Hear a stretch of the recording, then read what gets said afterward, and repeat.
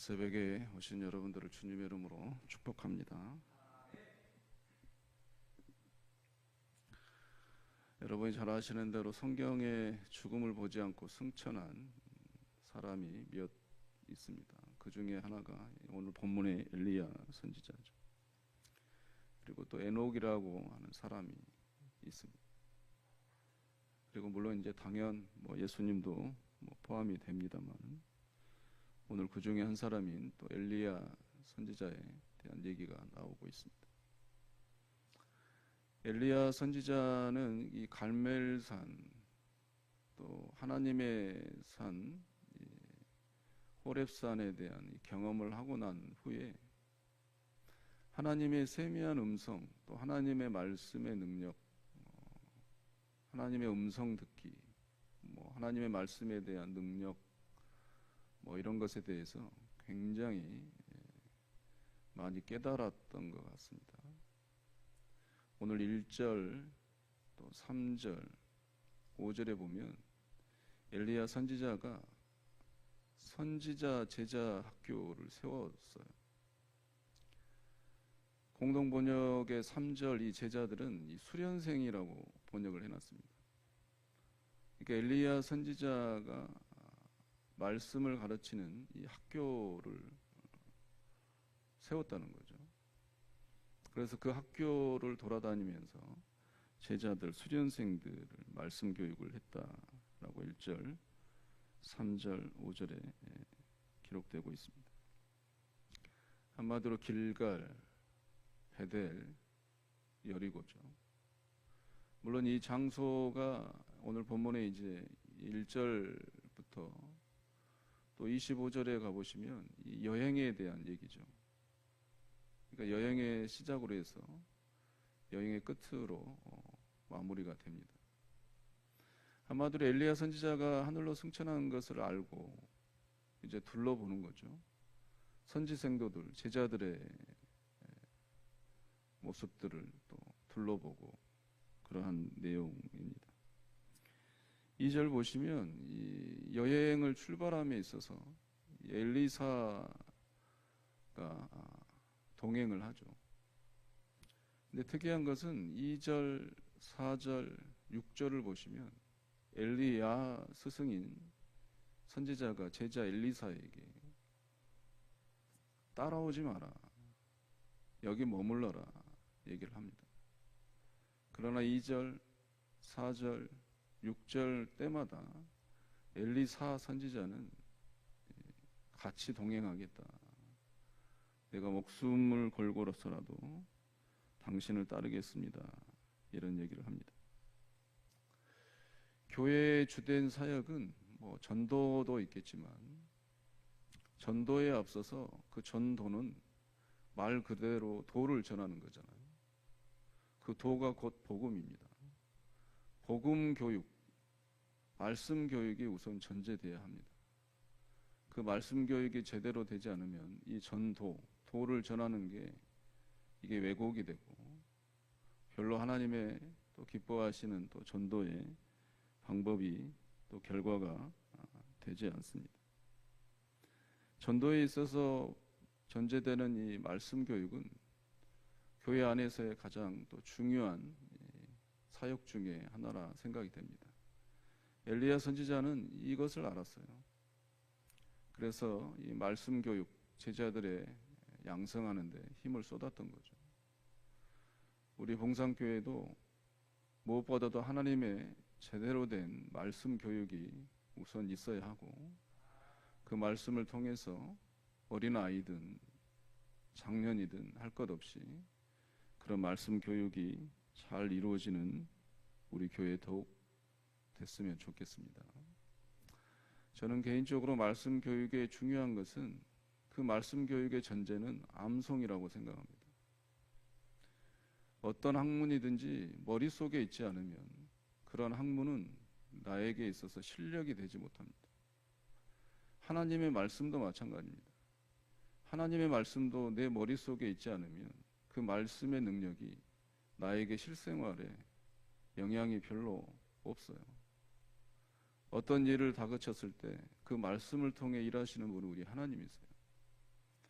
암송되어진 그 말씀이 순간순간 상황에 하나님께서 그 말씀을 통해 떠오르게 하시는, 그러므로 인해서 우리의 삶에 하나님의 일하심이 가까이 계심을 우리는 알아야 합니다.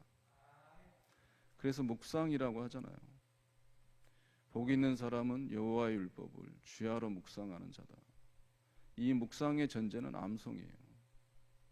제가 말씀드렸듯이 물론 이 묵상에 대한 이 번역 단어를 비판하는 학자도 있습니다. 이게 불교 용어가 아니냐.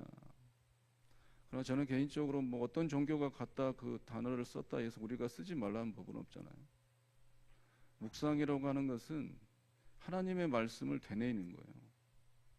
묵상기도 합시다 그랬을 때 통성기도를 작게 읊조리는 게 묵상기도가 아닙니다.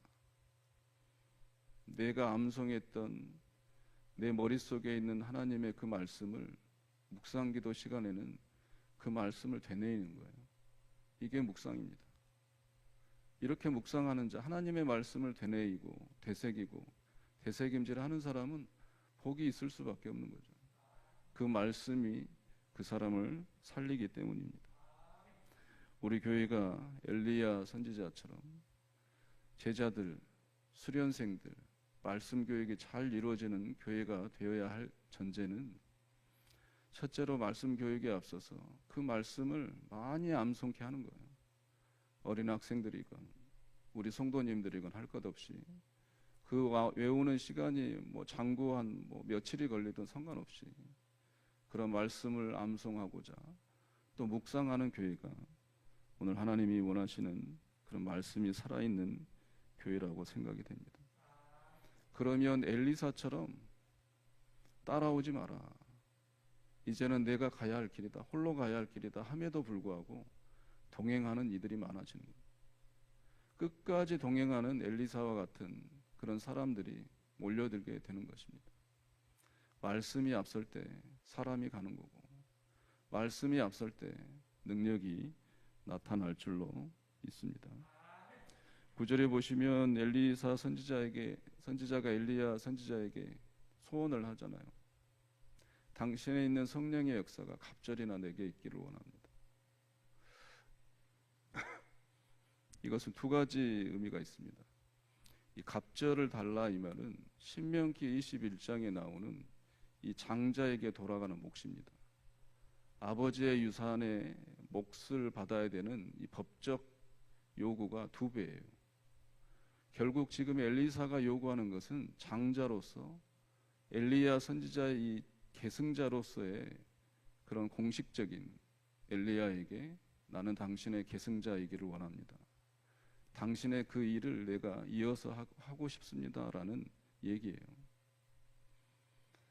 엘리야 선지자는 하나님에 대한 그런 일하심으로 맡깁니다만 결국 오늘 말씀에 보면 이 갑절의 성령의 역사가 엘리사에게 이어지는 거죠. 사랑하는 성도 여러분, 성령의 역사는 다른 게 없습니다. 말씀을 쫓고 말씀 교육하는 그 자리에 나오고 암송하고 그 말씀을 의지해서 우리가 소원하고 하나님께 아뢰올 때 그 말씀을 통한 우리에 대한 기대의 부응이 우리 삶 가운데 있는 것입니다. 어린 학생부터 우리 교회 장년에 이르기까지 그런 말씀 교육을 통한 그 앞섬을 통한 우리 아이들의 소원과 기대, 또 우리 교회의 소원과 기대가 하나님의 응답으로 있어지는 귀한 우리 교회 더욱 되시기를 주의 이름으로 축원합니다.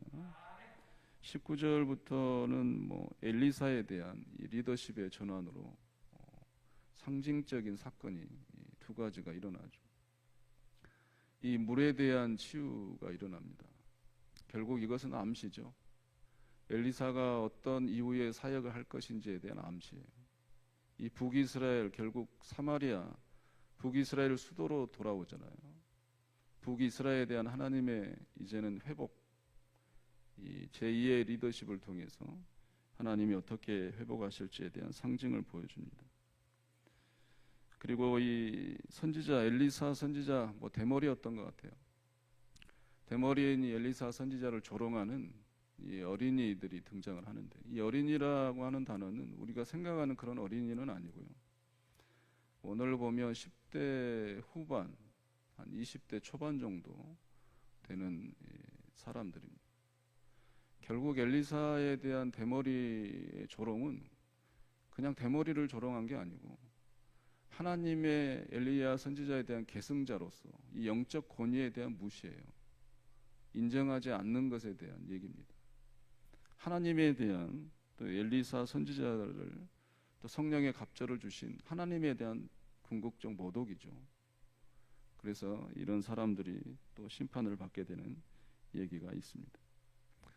오늘 저는 여러분들에게 드리고 싶은 말씀은 우리 교회가 말씀에 목숨 걸고 또 말씀을 또 눈으로 보는 것이 아니라 내 머릿속에 두고 묵상하는 교회, 묵상함으로 인해서 하나님의 이적이 또 말씀을 통해서 우리 앞에서 상식이 되는 교회, 그런 교회를 꿈꾸는 그런 우리 교회 됐으면 좋겠습니다. 앞으로도 또 하루하루로도 최선을 다해서 말씀을 묵상하기 위해서 말씀을 암송하고 또 묵상하는 날마다 삶 속에서 그 말씀을 되새김질하는 우리 모두가 되시길 주의 이름으로 축원합니다.